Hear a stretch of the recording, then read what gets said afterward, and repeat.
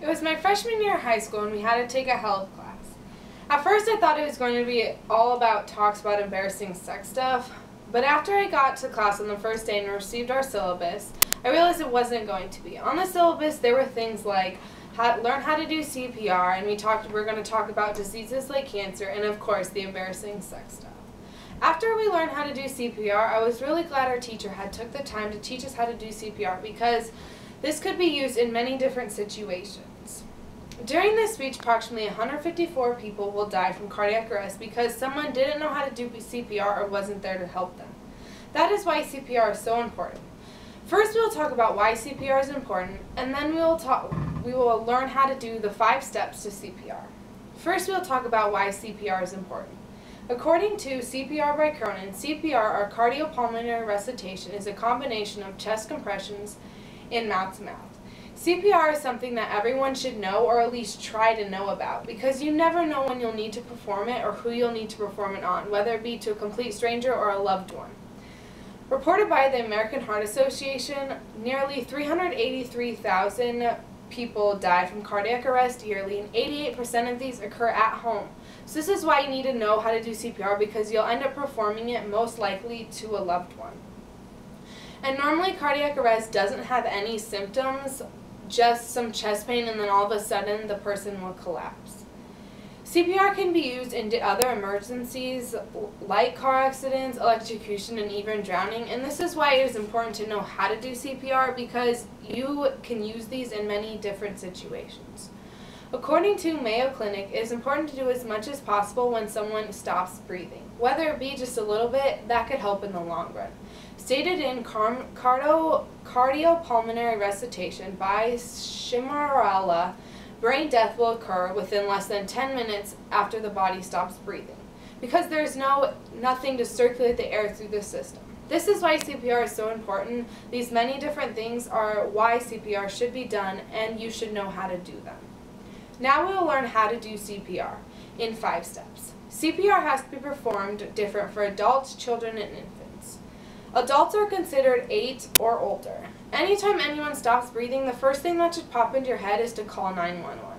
After that, think of the word CAB, C-A-B, standing for circulation, airway, and breathing.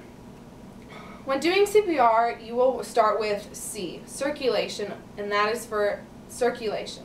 According to Learn CPR by Eisenberg, place the person on a hard surface where you are able to kneel next to them. Place your hands on top of each other on top of their chest, right on their sternum where their heart would be about. Then press on their chest about 2 inches. Stated by Mayo Clinic, you should be pushing on the victim's chest at a rate of 100 times per minute. If you are not trained in CPR, just continue pressing on their chest until help arrives. If you are trained in CPR, then you will continue on with the process, moving to A of CAB, the airway. Clear the airways. If they are already cleared, then you are able to move on to the B, breathing.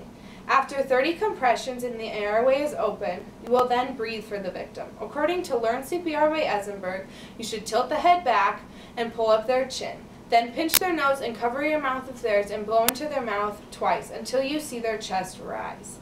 Keep repeating these steps over and over until help arrives.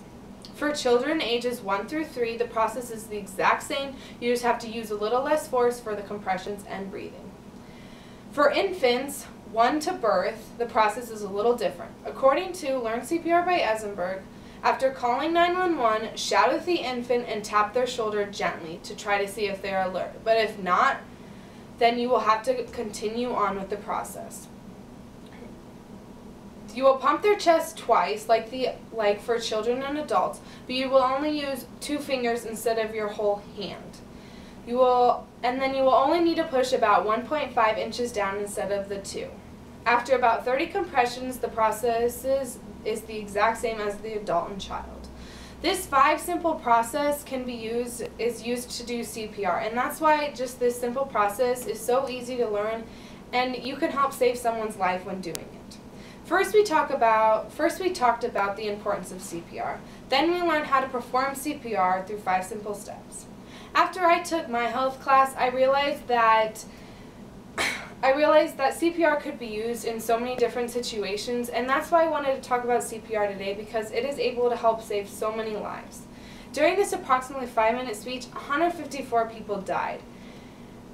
And just by learning CPR, you were able to save some lives and help people out.